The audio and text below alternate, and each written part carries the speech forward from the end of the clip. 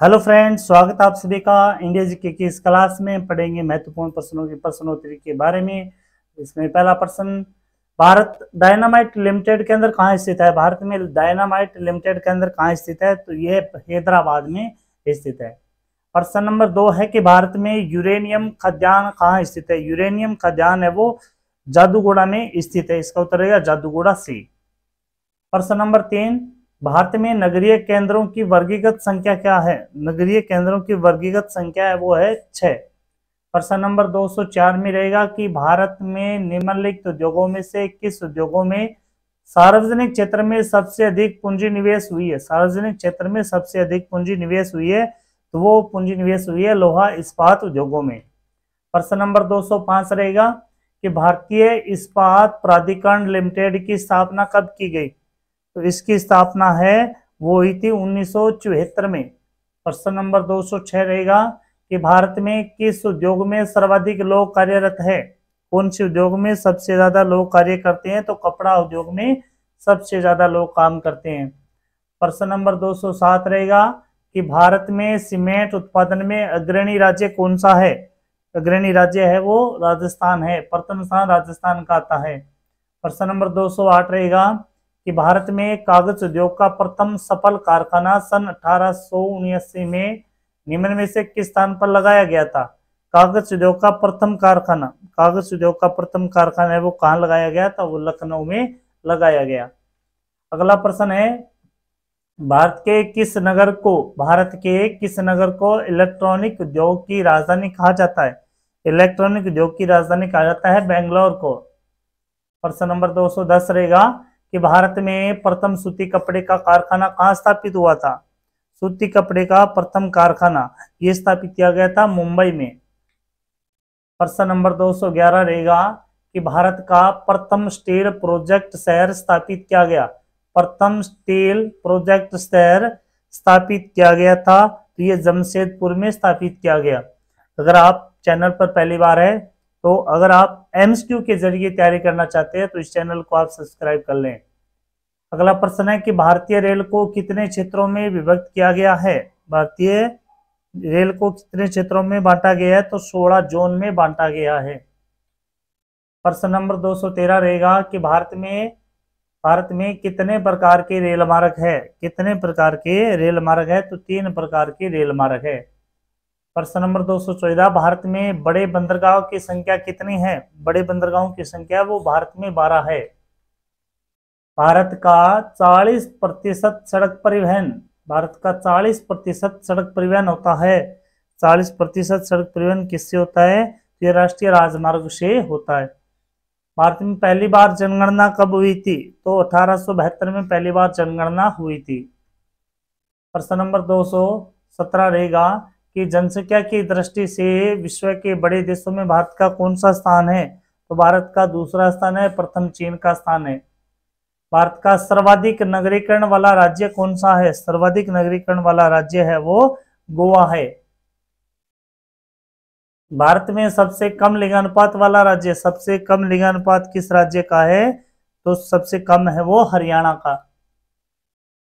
भारत के किस राज्य में महिलाओं की संख्या पुरुषों से अधिक है? यानी लिंगानुपात सबसे ज्यादा किस राज्य का है? तो केरल का। अगला प्रश्न है कि भारत के निम्नलिखित राज्यों में से किस एक का जनसंख्या घनत्व सबसे कम है? इनमें से सबसे कम जनसंख्या घनत्व वाला राज्य है वो है अरुणाचल प्रदेश। भारत की सबसे सर्वाधिक बड़ी जनजाति, भारत की सबसे बड़ी जनजाति कौन सी है? तो गौड़ जनजाति है वो सबसे बड़ी सर्वाधिक जनजाति है इसमें। अगला प्रश्न है कि भारत के राज्यों का निम्नलिखित में से कौन सा एक युग्म सबसे पूर्वी और सबसे पश्चिमी राज्य को इंगित करता है? यानी पूर्वी और पश्चिमी राज्य को इंगित कौन सा कर रहा है इसमें? तो पूर्वी है वो अरुणाचल है और पश्चिमी है वो राजस्थान है। अगला प्रश्न है कि भारत की सर्वाधिक प्राचीन लिपि कौन सी है? भारत की सर्वाधिक प्राचीन लिपि कौन सी है? तो ब्राह्मी लिपि है वो सबसे प्राचीन लिपि है। अगला प्रश्न है कि भारत में एसटीडी सेवा की शुरुआत किस वर्ष हुई थी? एसटीडी सेवा की शुरुआत हुई थी 1960 ईस्वी में। भारत एशिया के किस भाग का हिस्सा है? सामान्य सा प्रश्न है लेकिन कभी कभी ये भी गलत हो जाता है, तो दक्षिणी एशिया में भारत आता है। भारत का प्रथम निगमीकृत मुख्य बंदरगाह कौन सा है? निगमीकृत मुख्य बंदरगाह है वो है एन्नोर बंदरगाह। भारत का सबसे गहरा और स्थलबद्ध सुरक्षित बंदरगाह कौन सा है? स्थलबद्ध और गहरा सबसे सुरक्षित बंदरगाह कौन सा है? तो वो बंदरगाह है विशाखापट्टनम। अगला प्रश्न है कि भारत में कितने जलमार्ग राष्ट्रीय जलमार्ग के रूप में अधिसूचित किए जा चुके हैं? तो 4 मार्ग है वो। प्रश्न नंबर 223, विश्व की विशालतम सड़क प्रणालियों में भारत का स्थान कौन सा है? भारत का स्थान कौन सा है? तो दूसरा स्थान आता है भारत का। अगला प्रश्न है कि भारत में कुल यात्री परिवहन में सड़क परिवहन का योगदान कितना है? सड़क परिवहन का योगदान की बात करें तो 80% सड़क परिवहन। भारत का सबसे लंबा राष्ट्रीय राजमार्ग कौन सा है? सबसे लंबा राष्ट्रीय राजमार्ग की बात करें तो NH7 है। भारत में सबसे बड़ी तेल शोधनशाला कहाँ स्थित है? तेल शोधनशाला कहाँ स्थित है? तो वो है जामनगर में। प्रश्न नंबर 234, पवन ऊर्जा के उत्पादन में भारत का विश्व में कौन सा स्थान है? पवन ऊर्जा के उत्पादन में भारत का विश्व में स्थान है वो 5वां स्थान। प्रश्न नंबर 235, भारत में जूट का सर्वाधिक क्षेत्रफल। भारत में जूट का सर्वाधिक क्षेत्रफल वो है पश्चिमी बंगाल राज्य में। पश्चिम बंगाल राज्य में। बुक्सा बाग परियोजना भारत के किस राज्य में स्थित है? बुक्सा बाग परियोजना भारत के किस राज्य में स्थित है? तो ये पश्चिम बंगाल में स्थित है बुक्सा बाग परियोजना। भारत के उत्तरी मैदान में किस मिट्टी का विस्तार सबसे ज्यादा पाया जाता है? उत्तरी मैदान गंगा के मैदान के नाम से जाना जाता है और गंगा के मैदान में सर्वाधिक है वो जलोढ़ मिट्टी पाई जाती है। प्रथम राष्ट्रीय पार्क कौन सा है जिसे भारत में सर्वप्रथम स्थापित किया गया था? Jim Corbett national park Uttarakhand का ये भारत का प्रथम राष्ट्रीय पार्क है। भारतीय गैंडे कहाँ पर पाए जाते हैं? सर्वाधिक भारतीय गैंडे वो कहाँ पर पाए जाते हैं? तो ये कांजीरंगा अभ्यारण्य में पाए जाते हैं। भारत का सर्वाधिक नगरीकरण वाला राज्य कौन सा है? सबसे ज्यादा नगरीय बस्ती है वो सबसे ज्यादा गोवा में पाई जाती है। भारत में किस शिलाश्रय से सर्वाधिक चित्र प्राप्त हुए? सबसे ज्यादा शिलाश्रय पत्थर पर चित्र किससे प्राप्त हुए हैं? तो ये सबसे ज्यादा भीमबेटका से प्राप्त हुए हैं। भारत के निम्नलिखित किस राज्य की सीमा नेपाल से मिलती है? तो सबसे ये सीमा मिलती है सिक्किम की मिलती है। इसमें निम्न में से सिक्किम की सीमा वो नेपाल से मिलती है। जून से सितंबर के बीच भारत में कौन सी ऋतु रहती है? जून से सितंबर के बीच में वर्षा ऋतु का प्रभाव रहता है। भारत का सबसे प्राचीन भूखंड कौन सा है? सबसे प्राचीन भूखंड है वो प्रायद्वीपीय पठार का। अगला प्रश्न है कि निम्नलिखित में से कौन सी चोटी भारत में स्थित है? निम्न में से कौन सी चोटी वो भारत में स्थित है? नहीं है पूछा है तो माउंट एवरेस्ट है, ये नेपाल में है। इनमें से कौन केरल को तमिलनाडु से मिलता है? कौन है केरल को तमिलनाडु से मिलाता है? तो ये कौन सा दर्रा है जो केरल को तमिलनाडु से मिलाता है? तो पालघाट है, ये केरल को तमिलनाडु से मिलाता है। अगला है भारत के अक्षांशीय विस्तार में लगभग कितने डिग्री का अंतर है? अक्षांशीय विस्तार में लगभग कितने डिग्री का अंतर है? तो लगभग 30 डिग्री का अंतर है। भारत के देशांतरीय विस्तार में लगभग कितने डिग्री का अंतर है? तो पूर्व से पश्चिम तक देशांतरीय की बात करें तो भी 30 डिग्री का अंतर आता है। अगला है भारतीय रंगमंच में यवनिका पर्दा का आरंभ किन्होंने किया? यवनिका पर्दा का आरंभ किया था यूनानियों ने। भारत में स्वर्ण मुद्राएं किसने चलाई थी? स्वर्ण मुद्राएं चलाई थी यूनानियों ने। अगला प्रश्न है मैग्स्थनीज जिन्होंने भारत की खोज की थी, मैग्स्थनीज ये वास्को डी गामा ने भारत की खोज की थी। मैग्स्थनीज के अनुसार भारतीय समाज कितने भागों में बांटा गया है? तो ये कितने भागों में? तो मैग्स्थनीज के अनुसार है वो 7 भागों में भारतीय समाज को बांटा गया है। अगला है भारतीयों के लिए सिलक मार्ग किसने आरंभ किया था? सिलक मार्ग कनिष्क ने आरंभ किया था। अगला है प्रश्न कि भारत में 10 फरवरी को किस रूप में मान्यता प्राप्त हुई थी? 10 फरवरी को मनाया जाता है राष्ट्रीय स्वच्छ दिवस। राष्ट्रीय स्वच्छ दिवस। इंडियन स्टैंडर्ड टाइम और ग्रीनविच मीन टाइम में कितने समय का अंतर है? तो 82.5 और ग्रीनविच में कितने समय का अंतर है? तो यह है 5 घंटे 30 मिनट का। अगला है, भारत के किस राज्य में विश्व का सबसे बड़ा थोरियम का भंडार मिलता है? थोरियम का भंडार पाए जाते हैं तो आंध्र प्रदेश में। अगला प्रश्न है कि कौन सा वार्षिक मेला ऊंट के व्यापार के लिए प्रसिद्ध है? ऊंट के व्यापार के लिए प्रसिद्ध है तो वह है पुष्कर मेला, राजस्थान का। अगला प्रश्न है, वह कौन सा राज्य है जिससे कर्क रेखा गुजरती है? निम्नलिखित में से भारत में 8 राज्यों में से कर्क रेखा गुजरती है, तो इसमें है झारखंड, जिसमें कर्क रेखा गुजरती है।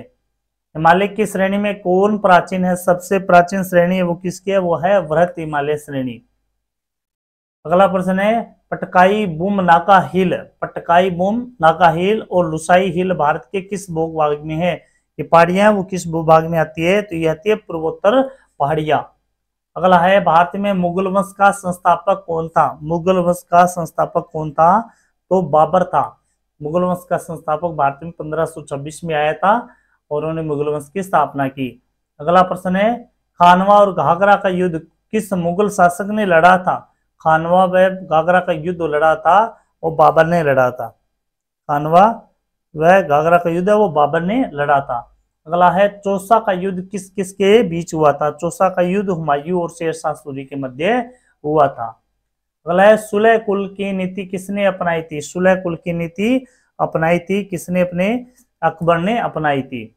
इतिहासकारों ने राष्ट्रीय सम्राट का दर्जा किसे दिया? राष्ट्रीय सम्राट किसे कहा गया है? तो ये कहा गया है अकबर को, सम्राट अकबर को। अगला है, भारत 22 क्या है? भारत 22 क्या है? तो यह एक एक्सचेंज ट्रेडेड फंड है, ये एक्सचेंज ट्रेडेड फंड ETF।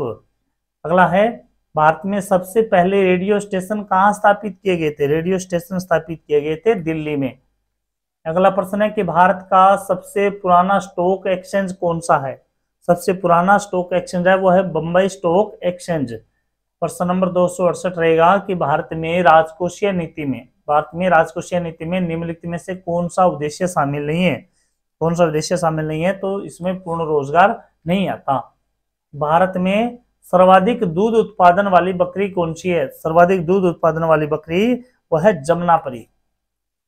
प्रश्न नंबर 270 रहेगा कि भारत में हायसिंथ नाम जंगली घास किस महाद्वीप से आई थी? हायसिंथ नामक जंगली घास है वो आई थी दक्षिणी अमेरिका से। प्रतिवर्ष हाथी महोत्सव कहाँ मनाया जाता है? प्रतिवर्ष हाथी महोत्सव वो मनाया जाता है जयपुर में। अगला 272 नंबर प्रश्न है, मे दम में फाई किस प्रदेश का त्योहार है? तो यह असम का प्रमुख त्योहार है। अगला प्रश्न, गुरुमुखी डोगरी और सिंधी लिपि की उत्पत्ति किस लिपि से हुई है? तो इन सभी की उत्पत्ति है वो शारदा लिपि से हुई है। अगला है प्रश्न 274, एजुत चांद पुरस्कारम किस प्रदेश का सर्वोच्च साहित्य पुरस्कार है? तो ये पुरस्कार है वो केरल राज्य का है। प्रश्न नंबर 275, बासवा सिरी पुरस्कार किस सरकार द्वारा दिया जाता है? तो ये कर्नाटक सरकार के द्वारा दिया जाता है। राष्ट्रीय स्मारक प्राधिकरण के चेयरपर्सन को कौन नियुक्त करता है? तो इनको नियुक्त करता है वो राष्ट्रपति। प्रश्न नंबर 277 कि तोमर राजपूतों द्वारा बनाया गया किला राजपिथौरा कहाँ स्थित है? तो राजपिथौरा है वो नई दिल्ली में स्थित है। प्रश्न नंबर 218, दादा साहेब फाल्के पुरस्कार जो फिल्म इंडस्ट्री में दिया जाता है, दादा साहेब फाल्के पुरस्कार की शुरुआत कब हुई थी? ये 1969 में हुई थी। अगला प्रश्न कि भगत आंदोलन निम्नलिखित में से किस जनजाति से संबंधित है? तो ये भील जनजाति से संबंधित है। एलिफेंटा की गुफाएं मुख्य रूप से किस वंश से संबंधित है? तो ये राष्ट्रकूट वंश से संबंधित है। केंद्रीय भारतीय भाषा संस्थान कहाँ स्थित है? तो ये केंद्रीय भारतीय भाषा संस्थान है वो मैसूर में स्थित है। 282 नंबर प्रश्न है कि भारतीय संगीत में अभंग किस देवता के भजन है? अभंग है वो ये विठल देवता के भजन माने जाते हैं। प्रश्न नंबर 283, भारतीय मूल के निम्नलिखित में से किस व्यक्ति का नाम यरूशलेम में भारतीय धर्मशाला से जुड़ा हुआ है, यरूशलेम में भारतीय धर्मशाला से जुड़ा हुआ है, तो शेख मोहम्मद मुनीर हसन अंसारी का नाम आता है इसमें। प्रश्न नंबर 284, नृत्य रूप लटापद, नृत्य रूप लटापद किस नृत्य से संबंधित है? तो यह है भट्टनाट्यम से। प्रश्न नंबर 285 है, प्राचीन भीमा देवी मंदिर किस प्रदेश में स्थित है? भीमा देवी का मंदिर है वो हरियाणा में आता है, हरियाणा में। तेरह ताली नृत्य किस प्रदेश का प्रसिद्ध है? तेरह ताली नृत्य है वो राजस्थान में कामर जनजाति के द्वारा किया जाता है। अगला प्रश्न है, दोनी पोलो किस प्रदेश की जनजाति का धर्म है? दोनी पोलो है वो अरुणाचल प्रदेश का धर्म है। निम्नलिखित में से कौन सी गुफाएं महाराष्ट्र में नहीं है? कौन सी गुफाएं महाराष्ट्र में नहीं है? तो बाघ की गुफाएं महाराष्ट्र में नहीं, इसके अलावा भज्ज, बेटसा और एलोरा की गुफाएं महाराष्ट्र में आती है। प्रश्न नंबर 289 है कि निम्नलिखित में से क्या नागर, द्रविड़ और वेसर की सही व्याख्याएं हैं? निम्नलिखित में से क्या नागर, द्रविड़ और वेसर की सही व्याख्याएं? ये मंदिर निर्माण की तीन भारतीय शैली है। प्रश्न नंबर 290 रहेगा, ब्लैक पगोडा, ब्लैक पगोडा किस प्रदेश में है? ब्लैक पगोडा है वो उड़ीसा में है। प्रश्न नंबर 291, केंद्रीय बौद्ध अध्ययन संस्थान कहाँ स्थित है? केंद्रीय बौद्ध अध्ययन संस्थान है वो जम्मू कश्मीर में स्थित है। केंद्रीय बौद्ध अध्ययन संस्थान, केंद्रीय बौद्ध अध्ययन संस्थान ये प्रश्न आ गया ऊपर, जम्मू कश्मीर में स्थित है। अगला प्रश्न है, मैत्री मंदिर कहाँ स्थित है? मैत्री मंदिर है वो पांडुचेरी में स्थित है, पांडुचेरी में। इस्कॉन की स्थापना कब हुई थी? प्रश्न नंबर 293 में इस्कॉन की स्थापना हुई थी 1966 में। अगला प्रश्न है कि जोधपुर के निकट ओशिया के मंदिरों का शहर किन राजाओं ने बनवाया था? ओशिया के मंदिरों का शहर किन राजाओं ने बनवाया था? जो प्रतिहार शासकों ने बनवाया था। अगला है, एमराल्ड बुद्ध का मंदिर कहाँ है? एमराल्ड बुद्ध का मंदिर है वो थाईलैंड में है। 297 नंबर प्रश्न है, कलोल, कलोल निम्नलिखित प्रभाव में से सबसे प्रभावशाली आंदोलन में से एक का नाम था। कलोल ये था बांग्ला का। निम्नलिखित में से कौन सा त्योहार यंत्र पूजा के रूप में मनाया जाता है? त्योहार यंत्र पूजा के रूप में मनाया जाता है, तो ये विश्वकर्मा जयंती मनाई जाती है। प्रश्न नंबर 299, भारतीय कथाओं के अनुसार निम्नलिखित में से किसने शिव तांडव स्तोत्र गाया था? शिव तांडव स्तोत्र गाया था तो रावण ने गाया था। प्रश्न नंबर 300 है आज की सीरीज का लास्ट प्रश्न है ये जीके में। निम्नलिखित में से किस नृत्य को पंडित जवाहरलाल नेहरू ने गरीबों की कथकली कहा है? कथकली कहा है, ये कहा है ओटामथुलाल, ओटामथुलाल को गरीबों की कथकली के नाम से जाना जाता है। अगर आपको ये प्रश्नोत्तरी अच्छी लगी है तो लाइक और शेयर जरूर करें। जय हिंद, जय भारत।